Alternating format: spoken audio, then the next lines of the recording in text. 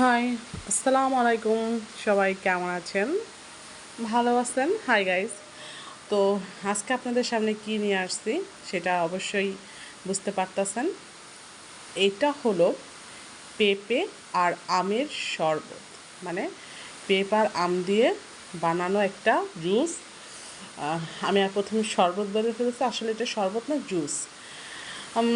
এটার তুলনা বলতে গেলে বলবো যে যেমন ঘনত্বটা ঠিক ছিল, খেতেও অনেক মজা ছিল। আর এর ভিতরে আমার পুচকিটা খুব ডিস্টার্ব করতেছিল, সে খাবে দেখে আমি বারবার তার কাছে সরাচ্ছি, কারণ সে তো অসুস্থ, এই জন্য এগুলো খেতে পারবে না। অনেক মজা ছিল, অমাইক, খেতে অসম্ভব মজা ছিল। তো আমার শর্ট ভিডিও আপনাদের কেমন লাগলো সেটা অবশ্যই জানাবেন। আল্লাহ হাফেজ, টাটা।